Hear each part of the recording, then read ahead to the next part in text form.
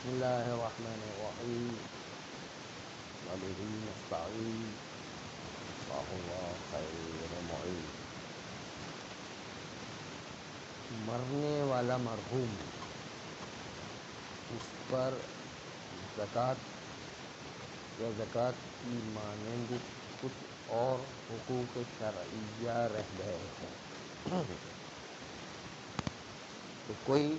اس جائیداد میں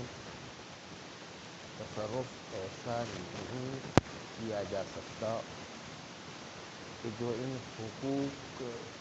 اور زکوٰۃ جیسے وظائف شرعیہ کے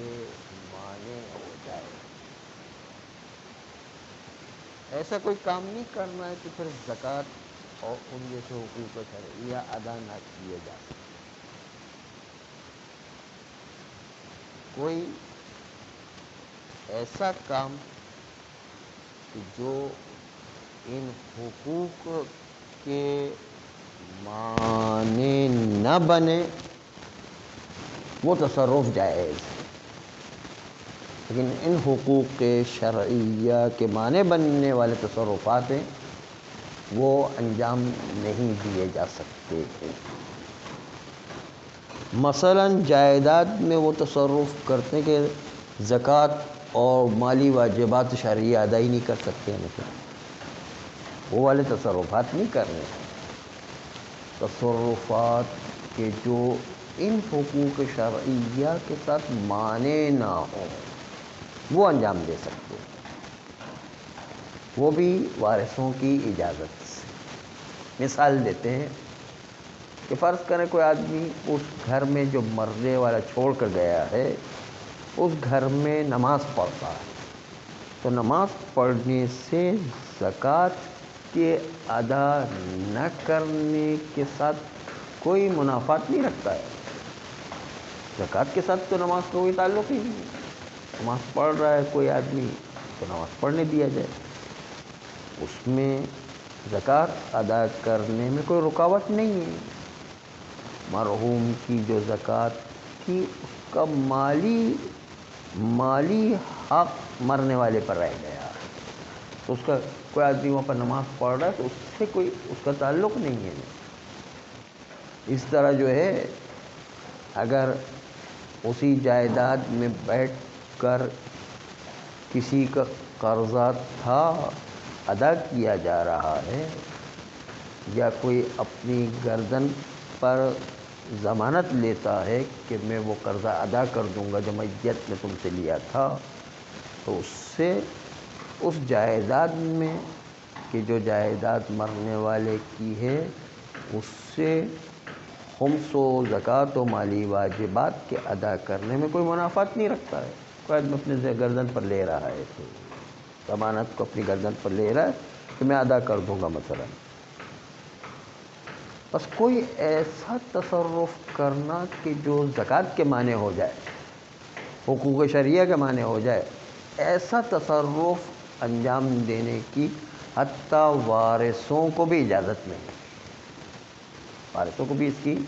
اجازت نہیں ہے کہ وہ اس قسم کا تصرف انجام دے جس سے زکوٰۃ اور ان جیسے مالی حقوق انجام نہ دے سکے.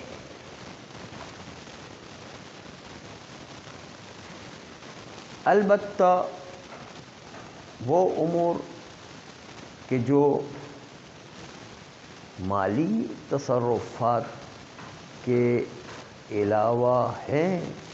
وارثوں کی اجازت سے انجام دے گا. وارثوں کی اجازت کے بغیر اس میں نماز بھی نہیں پڑھ سکتے. اس میں بیٹھ کے کسی کے مرنے والے کے قرضے کو اپنے ذمے بھی نہیں لیا جا سکتا ہے کیونکہ وارثوں کی اجازت چاہیے اس گھر میں بیٹھنے کے لیے. اب سارے وارثوں کی اجازت ہونا چاہیے تو جو ہے جا کر اجازت ہوگی تو وہاں پر نماز پڑھی جا سکتی ہے. اما اگر کسی نے اس مکان میں ایسا تصرف کیا کہ زکوٰۃ اب انجام نہیں دی جا سکتی ہے تو ایسا جائیداد میں تصرف کرنا جائز نہیں ہے۔ یا پھر ایسا کام کرے کہ زکوٰۃ اور مالی واجبات کے پیسے الگ کر کے رکھ دیں، پھر باقی جائیداد تلف بھی ہو جاتی تو کوئی بات نہیں ہے، وارث اپنا آپس میں بانٹ لے، مثلا زکوٰۃ و مالی واجبات کو الگ کر لیں، اس کو جدا کرنے کے بعد باقی جو کچھ جائیداد رہتی اس کو اس طرح تصرف کرے کہ اب وہ جائیداد تقسیم ہو جائے، تلف ہو جائے تو بھی کوئی حرج نہیں، لیکن ایسا اس سے پہلے تصرف نہیں کرنا ہے کہ جس تصرف سے زکوٰۃ و مالی واجبات ادا نہ کر سکے مرحوم کے، مرحوم کے مالی واجبات اور زکوٰۃ ادا ہونا چاہیے، ایسا کوئی تصرف نہیں کرنا ہے کہ جس سے جو ہے اس مرحوم کے زکوٰۃ و مالی واجبات ادا نہ ہو سکے، یا پہلے سے اتنا مال جدا کر کے رکھے کہ جو مالی واجبات کو ادا کر سکے، زکوٰۃ کو ادا کر سکے بس۔ دوسرا مسئلہ یہ ہے کہ اگر کوئی مرنے والے کی اولاد نابالغ ہے یا مجنون ہے یا کہیں غائب ہو گئی ہے، تو جب تک کہ اس کے ولی سے اجازت نہیں لیں گے، ولی کی اجازت کے بغیر اس مرنے والے کے مال میں تصرف کی اجازت نہیں ہے، حتیٰ یہ کہ بچہ اجازت دے دے، پاگل مجنون اجازت دے دے، غائب ہونے والوں کے بچے اجازت دے دیں، پھر بھی اس جائیداد میں تصرف کی اجازت نہیں جب تک کہ ان کا ولی اجازت نہ دے دے۔ ولی پر بات آئی تو اب سنیے، باپ تو مر گیا جو اصل ولی تھا، دادا بھی موجود نہیں، تو اب کون ولی ہوگا؟ اب مجتہد یا اس کا وکیل وہ ولی ہے، یا مجتہد یا اس کے وکیل نے ماں وغیرہ کو ولی بنایا ہے خصوصی طور پر، ذاتی طور پر ماں ولی نہیں ہے، اگر مجتہد یا اس کے وکیل نے ولی بنا دیا تو اب ماں ولی ہو جائے گی۔ ماں بچوں کے مال کو اسی طریقے سے جو بچوں کی مصلحت میں ہو اس میں خرچ کرنے کی ماں کو مجتہد یا اس کے وکیل کی طرف سے اجازت ملی ہوئی، ماں بھی اپنی مرضی سے خرچ نہیں کر سکتی، بچوں کی مصلحت جس کام میں ہو اس میں بچوں کے پیسے خرچ کیے جا سکتے ہیں، ماں کو بھی اپنی طرف سے کوئی اختیار نہیں ہے، صرف بچوں کی جو مصلحت ہوگی اس میں ماں خرچ کر سکتی ہے، ماں کو اپنی مرضی سے خرچ کرنے کی اجازت نہیں ہے، حتیٰ یہ کہ ماں بچوں کے پیسے اپنے اوپر ماں بھی خرچ نہیں کر سکتی ہے،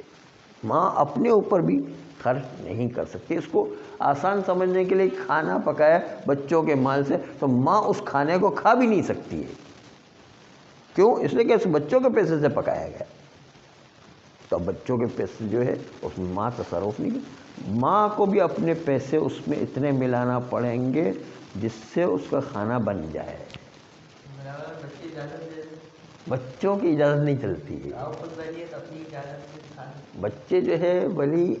جو ہے بچے جو ہے وہ ان کو اختیار نہیں ہے، ماں ولی ہے، لیکن ماں ولی ہونے کے باوجود بچوں کے مصلحت میں کام کر سکتی ہے، بچوں کے مصلحت کے خلاف نہیں ہے۔ ماں اپنے آپ کو بھی اجازت نہیں دے سکتی کیونکہ یہ بچوں کا مال مفت میں خرچ ہو رہا ہے، یعنی ماں جو ہے وہ پیسے نہیں ملا رہی ہے اور جو بچوں کا مال کھا رہی ہے وہ بھی جائز نہیں ہے۔ جی ہاں ہاں اجرت کے طور پر بہرحال عام طور پر تو ایسا ہوتا نہیں ہے، لیکن یہ کہ ماں اپنے پیسے ملا سکتی تو زیادہ بہتر ہے، اچھا ہے، مگر یہ کہ کوئی ایسے حالات ہو کہ کوئی راستہ ہی نہیں تو پھر اپنے کام کی اجرت مقرر کرے، اس کے حساب سے اس اجرت میں سے لے جانے، مثلا ایک مہینے کی جو ہے 10,000 رکھیں تو اس میں سے وہ کم، یعنی محنت کر رہی ہے اس کے پیسے رکھیں مثلا۔ ہاں تو آپ نے دیکھا کہ اتنی باریک بینی ہے جب ماں کو کھانا نہیں مل رہا ہے تو باہر والوں کو کھانا کہاں سے ملے گا؟ اتنی باریک بھی نہیں ہے نا. جو ماں ولی بنی ہوئی ہے اس کے باوجود وہ کھا نہیں سکتی ہے نا، اس کے باوجود کھا نہیں سکتی، کیونکہ اس کی مصلحت بچوں کی مصلحت میں نہیں ہے وہ کھانا. بچوں کے پیسے خرچ ہوئے، ماں تو کچھ ملا نہیں رہی ہے. تو اسی طریقے سے بچے مجنون یا جو آدمی غائب ہو گیا ہے اس کے ولی کی اجازت ہو، اور کام میں وہاں اجازت ملے گی جہاں بچوں کی مصلحت میں کام ہو رہا ہو. بچوں کی مصلحت کے بغیر کام ہو رہا ہو تو وہاں پر بھی اجازت نہیں ملتی ہے. چنانچہ ولی کی اجازت کے بغیر وہاں نماز بھی نہیں پڑھی جا سکتی ہے، جبکہ باقی وارث اجازت دے رہے ہیں، لیکن بچے یا مجنون یا غائب اس میں ہیں تو وہ ان کی اجازت نہ ہو تو پھر نماز نہیں پڑھی جا سکتی ہے. جب تک کہ ولی اجازت نہ دے، جس میں بچوں کے مال میں کوئی نقصان نہیں ہو رہا ہے تو ولی اجازت دے گا، ورنہ تو بچوں کے مال میں اگر کوئی نقصان ہو رہا ہے تو ولی وہاں پر بھی اجازت نہیں دے سکتا ہے، اجازت دے ہی نہیں سکتا ہے. ولی کو صرف جو ہے بچوں کی مصلحت میں پیسے استعمال کرنے کی اجازت ہے، باقی اور اپنی مصلحت کو مد نظر رکھے یا ایسی عزت کو مد نظر رکھے کہ بھائی ہماری عزت چلی جائے گی، ان چیزوں کو نہیں دیکھا ہے. بس بچے کی مصلحت ہو تو وہ کام کر سکتی ہے. ہاں البتہ اتنی شریعت نے چھوٹ دی ہوئی ہے کہ میت کو دفن کفن اور نماز و تجہیز و تکفین کا جو کام ہے اس کے لیے جو معمولی سے کام ہوتے ہیں، مثلا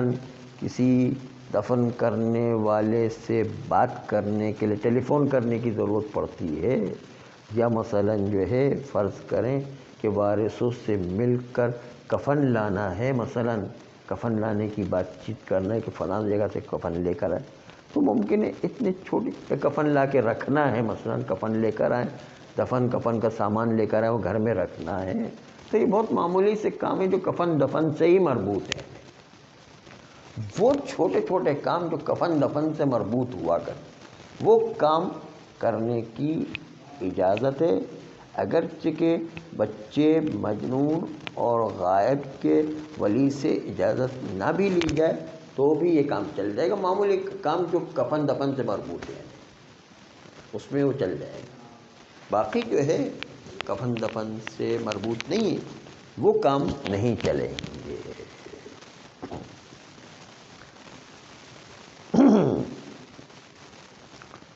فرماتے ہیں کہ جو ہے یہ کفن دفن سے مربوط چیزیں ہوں وہ کام صحیح ہے. تیسرا مسئلہ یہ ہے کہ اگر کسی کی جائیداد بہت وسیع و عریض ہے، وسیع و عریض زمین میں تصرف کرنا ہے، مثلا نماز پڑھنی ہے، مالک کا بھی پتہ نہیں چلتا کون مالک ہے، تو بہت وسیع و عریض زمین ہو اس میں بھی اس کی اجازت کے بغیر نماز پڑھی جا سکتی. بہت وسیع و عریض زمین ہے، مثلا اس میں چاہے بچہ اس کا مالک ہو، مجنون مالک ہو یا غائب شخص مالک ہو، اور یہ بھی پتہ چل جائے کہ مالک راضی نہیں ہے، پھر بھی اس میں نماز پڑھنے کی اجازت ہے. کیونکہ وسیع اور اس کہاں کہاں جو ہے کوئی راستہ ہی نہیں چلنے کا کہ جس سے جو ہے ہم اپنے گاؤں میں جا سکیں. مثلا مثال کے طور پر وہی راستہ گھوم کے جائیں گے تو 1 گھنٹہ اور زیادہ چاہیے، وہ گھوم کے جانا پڑے گا روزانہ. تو وسیع عریض زمین سے نکلنے کی بھی اجازت ہوتی ہے، وہاں پر نماز پڑھنے کی بھی اجازت ہوتی ہے. وہ جو تصرفات جو عام طور پر ہوتے ہیں وہ کرنے کی اجازت ہوا کرتی ہے، چاہے مالک پتہ ہے کہ راضی نہیں ہے، چاہے اس کا مالک پتہ ہے کہ بچہ ہے یا مجنون ہے یا غائب ہے، پھر بھی وہاں پر شریعت نے کہا اتنے وسیع و عریض زمین میں اجازت ہے. لیکن چھوٹے چھوٹے باغات اور کھیت ہوتے ہیں، اس میں بھی یہی ہے کہ اس کی اجازت کے بغیر، لیکن اس میں اطمینان چاہیے، اطمینان چاہیے، اس میں اطمینان ہو کہ یہ راضی ہوگا تو پھر اجازت ہے۔ اگر اطمینان نہیں آ رہا ہے کہ وہ راضی ہوں گے کہ نہیں ہوں گے، تو ایسی صورت میں اس سے زبانی پوچھنا ضروری ہے۔ جو چھوٹے چھوٹے باغچے بنے ہوتے ہیں اس میں پوچھنا پڑے گا، بہت ہی وسیع عریض ہو تو اس میں پوچھنے کی ضرورت نہیں، اس لیے احتیاط واجب کی بنیاد پر اس میں پوچھنا لازمی ہے، بغیر پوچھے کوئی اقدام تصرف والا انجام نہ دیا جائے۔ بس اس لیے دو الگ الگ کیٹیگریز ہیں